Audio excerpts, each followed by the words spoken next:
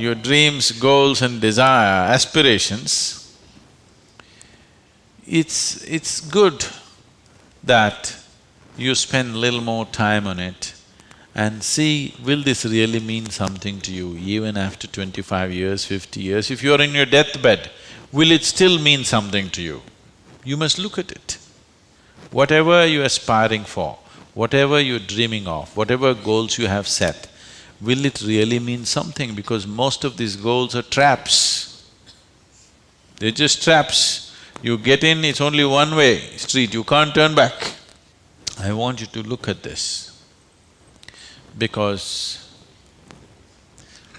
many of them are older than you. You ask them what they dreamed of at 18, they're fortunate it didn't come true.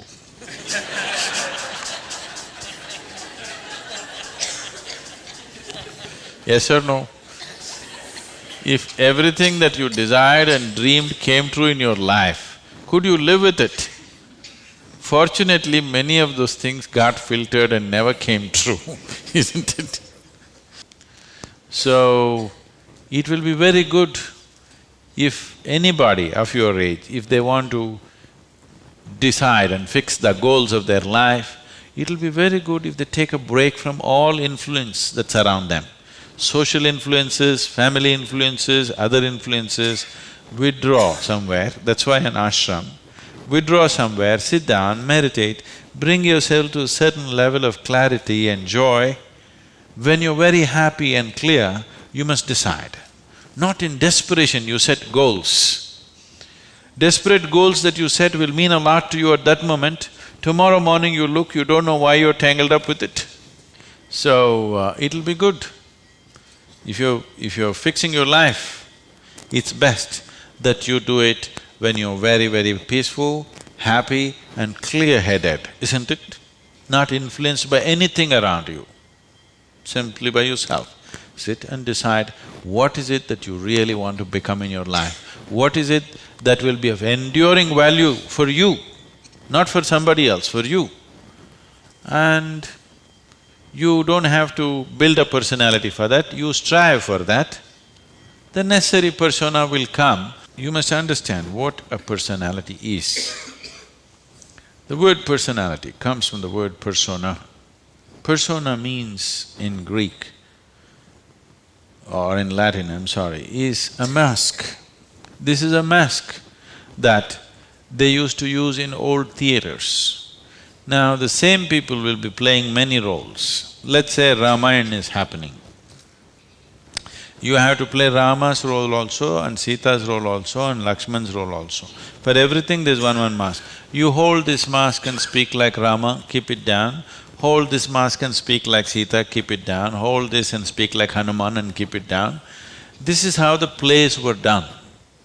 So it is those masks which were referred to as persona.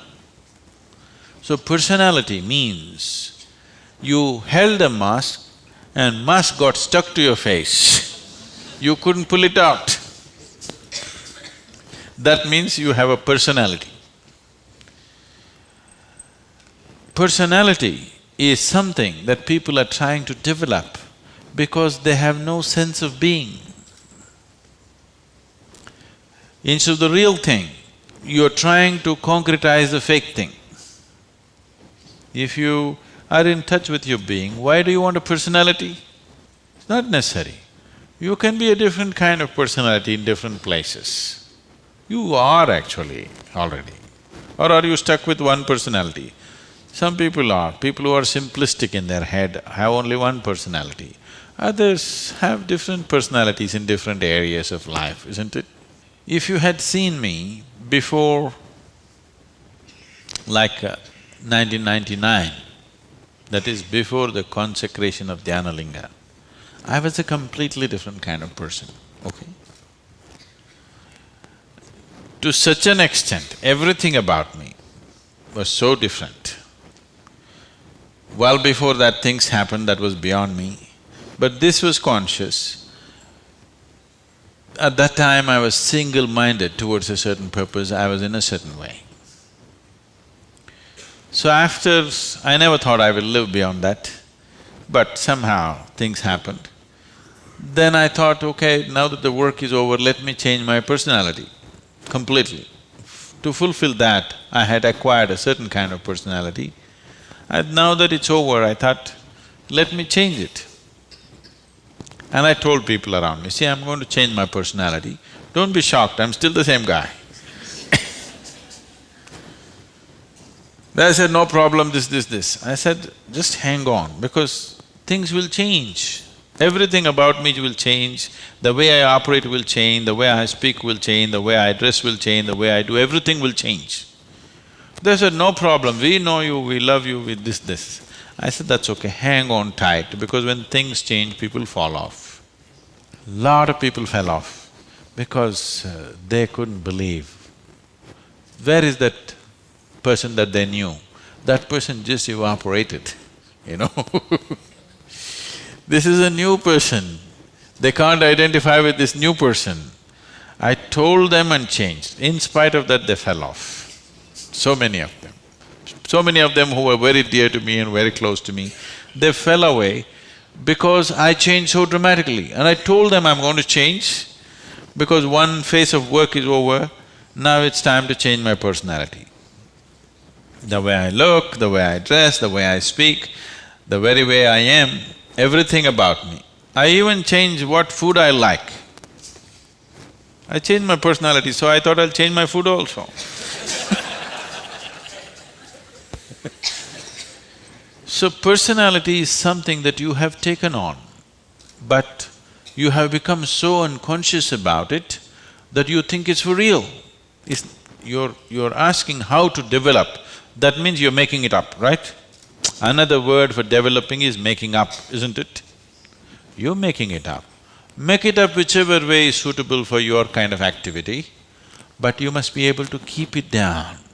If it gets stuck to your face, then it becomes misery. Then all suffering will come to you. You can take on any kind of personality, but when you want to keep it down, you must be able to keep it down. There was a sage.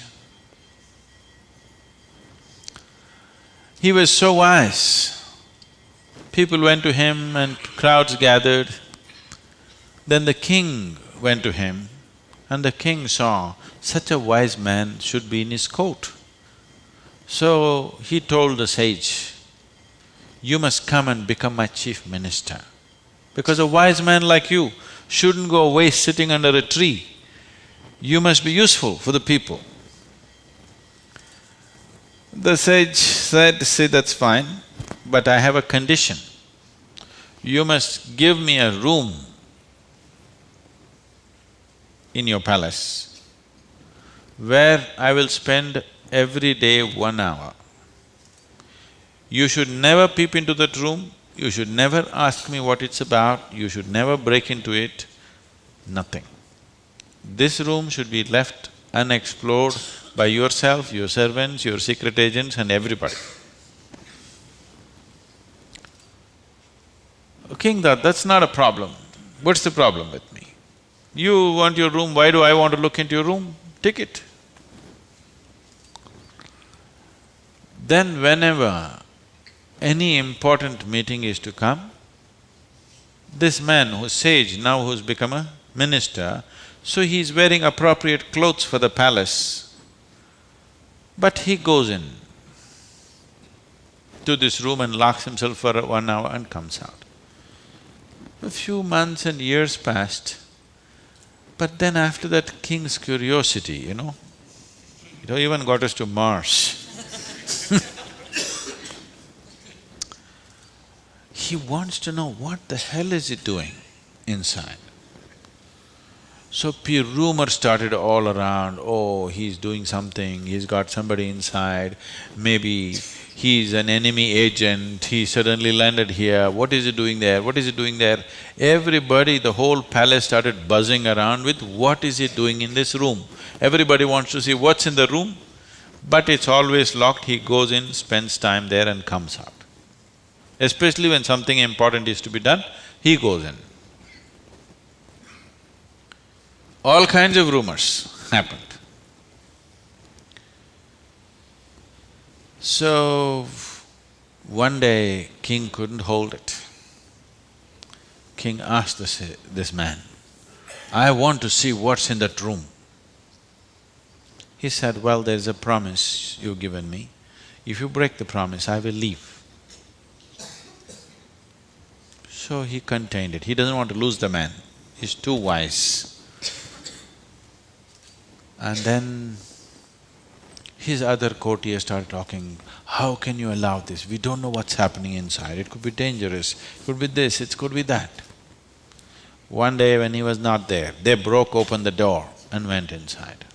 They looked around, the room is empty, no furniture, no nothing, just empty room. They looked, nothing. Then what does he do here? Then in one corner they saw very, worn out clothing hanging there and a begging bowl. They went. They couldn't make out what this is. Then he came in. He said, "Well, you wanted to see, you have seen." The king asked, "What do you do here?" He said, "Whenever I want to make any important decision, I come here, wear my worn-out clothes and sit with a begging bowl, clearly, that I don't want to be caught up with all the things of the palace. I want my wisdom not to be lost in these clothes and in this jewelry and in this stuff. So I come here, wear those clothes, sit with my begging bowl, make the decisions and then come out. Now you've broken the promise," and he left. So, this is what meditation is for you. Every day when you sit, you strip yourself down. You don't have to do anything about it. If you sit there simply, see, anything that's made up needs constant support from you, isn't it? See, suppose you tell a lie. It needs constant support to keep it up, isn't it? But if something is true, you can even forget it, but it's still there, isn't it? You understand what I'm saying? If something is true, even if you forget it, it's still there, no problem. But if it's a lie, you have to keep it up. Your personality is a lie. Your being, your existence is the truth. You don't have to keep this up. This will be anywhere there. What you make up for the sake of the society, to function in the society, you need a certain kind of makeup. You must be able to keep it down. If you're going to bed fully made up, then something wrong with you.